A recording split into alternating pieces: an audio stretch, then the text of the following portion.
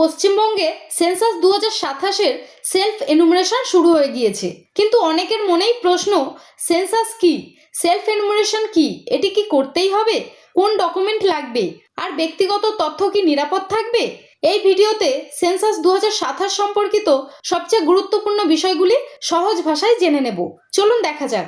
প্রথমেই জেনে নেওয়া যাক সেন্সাস বা জনগণনা কি। জনগণনা হলো দেশে বসবাসকারী মানুষের সরকারি গণনা। এতে শুধু কতজন মানুষ বাস করেন তা নয়, বাড়ি, পরিবার এবং বিভিন্ন সামাজিক ও অর্থনৈতিক তথ্যও সংগ্রহ করা হয়।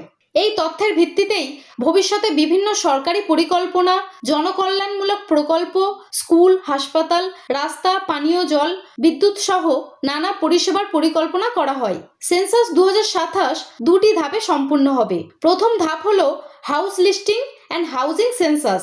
এই ধাপে বাড়ি ও পরিবারের বিভিন্ন তথ্য নেওয়া হবে, যেমন বাড়ির ধরন, পানীয় জল, শৌচালয়, বিদ্যুৎ, রান্নার জ্বালানি, ইন্টারনেট এবং অন্যান্য সুযোগ সুবিধা। বর্তমানে পশ্চিমবঙ্গে শুধু এই প্রথম ধাপের সেলফ এনুমারেশন চলছে, তাই এখন শুধু বাড়ি ও পরিবারের তথ্যই পূরণ করতে হবে। দ্বিতীয় ধাপ হলো পপুলেশন এনুমারেশন। এই ধাপে পরিবারের সদস্যদের বিস্তারিত তথ্য নেওয়া হবে, যেমন নাম, বয়স, লিঙ্গ, বৈবাহিক অবস্থা, শিক্ষা, ভাষা, ধর্ম, জাতি, পেশা, প্রতিবন্ধকতা ইত্যাদি। এখন পশ্চিমবঙ্গে দ্বিতীয় ধাপে সেলফ এনুমারেশন হচ্ছে না। যখন দ্বিতীয় ধাপ শুরু হবে তখন পরিবারের সদস্যদের তথ্য পূরণ করতে হবে। সেন্সাসে অংশ নেওয়ার দুটি উপায় রয়েছে। প্রথমটি হলো এনুমারেটর মেথড। এক্ষেত্রে একজন সরকারি এনুমারেটর আপনার বাড়িতে এসে আপনার কাছ থেকে তথ্য সংগ্রহ করবেন। দ্বিতীয়টি হলো সেলফ এনুমারেশন।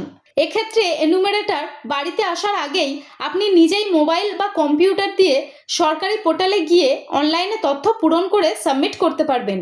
অর্থাৎ এই দুটি উপায়ে যে কোনো একটির মাধ্যমে আপনি সেন্সাসে অংশ নিতে পারবেন। সেলফ এনুমারেশন কি বাধ্যতামূলক? না, এটি সম্পূর্ণ ঐচ্ছিক। অর্থাৎ আপনি সেলফ এনুমারেশন না করলেও কোনো সমস্যা নেই।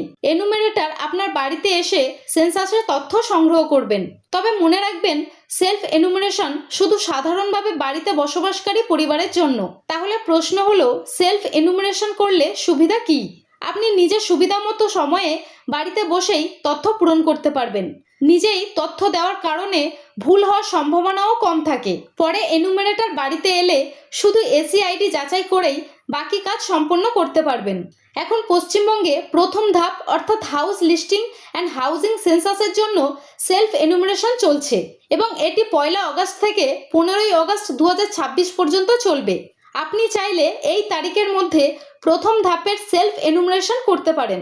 এরপর 16 আগস্ট থেকে 14 সেপ্টেম্বর 2026 পর্যন্ত এনুমারেটর আপনার বাড়িতে এসে প্রথম ধাপ অর্থাৎ হাউস লিস্টিং অ্যান্ড হাউজিং সেন্সাসের জন্য তথ্য সংগ্রহ করবেন। সেলফ এনুমারেশন করতে কি কি লাগবে? একটি active mobile number, internet connection এবং পরিবারের প্রয়োজনীয় তথ্য। অনেকেই ভাবেন, সেলফ এনুমারেশন করতে কি কোনো ডকুমেন্ট আপলোড করতে হবে? উত্তর হলো না, কোনো ডকুমেন্ট আপলোড করতে হয় না। এনুমারেটরকে কোনো ডকুমেন্ট দেখাতেও হয় না, তবে নিজের সঠিক তথ্য অবশ্যই দিতে হবে। সেলফ এনুমারেশন সম্পূর্ণ করার পর একটি 11 সংখ্যার এসিআইডি তৈরি হবে, যার শুরুতে ইংরেজি এইচ থাকবে। এই এসিআইডি এসএমএসে এবং ইমেলেও পাওয়া যাবে। এটি অবশ্যই সংরক্ষণ করে রাখবেন। এনুমারেটর বাড়িতে এলে এই এসিআইডি দেখাতে হবে। এরপর তিনি তথ্য যাচাই করে প্রয়োজনীয় বাকি তথ্য যোগ করার পর সেন্সাস সম্পূর্ণ করবেন। যদি তথ্য পূরণ করার সময় কোনো ভুল হয়ে যায় তাহলেও চিন্তার কিছু নেই। ফাইনাল সাবমিট করার আগে যতবার ইচ্ছা তথ্য এডিট করতে পারবেন, এমনকি ড্রাফট হিসেবেও সেভ করে পরে আবার পুনরায় করতে পারবেন। আর ফাইনাল সাবমিট করার পর কোনো ভুল চোখে পড়লে এনুমারেটর বাড়িতে এলে যাচাইয়ের সময় সেটি সংশোধন করে নিতে পারবেন। আরেকটি গুরুত্বপূর্ণ প্রশ্ন, আমার ব্যক্তিগত তথ্য কি নিরাপদ থাকবে? হ্যাঁ, সেন্সাসে দেওয়া আপনার ব্যক্তিগত তথ্য আইন অনুযায়ী সম্পূর্ণ গোপন রাখা হয়। কোনো ব্যক্তির আলাদা তথ্য প্রকাশ করা হয় না, শুধু সামগ্রিক পরিসংখ্যান প্রকাশ করা হয়। সবশেষে একটি গুরুত্বপূর্ণ বিষয়, জনগণনায় অংশগ্রহণ করা আইন অনুযায়ী বাধ্যতামূলক। তাই এনুমারেটর আপনার বাড়িতে এলে নিজের জানা অনুযায়ী সঠিক তথ্য দিয়ে সহযোগিতা করুন। এখন মোবাইল দিয়ে সেন্সাস 2027-এর সেলফ এনুমারেশন কিভাবে ফিল আপ করবেন জানতে ডেসক্রিপশনে দেওয়া ভিডিও দেখুন। আজ এই পর্যন্ত। ভিডিওটি ভালো লাগলে প্লিজ লাইক, শেয়ার ও সাবস্ক্রাইব করবেন। ধন্যবাদ।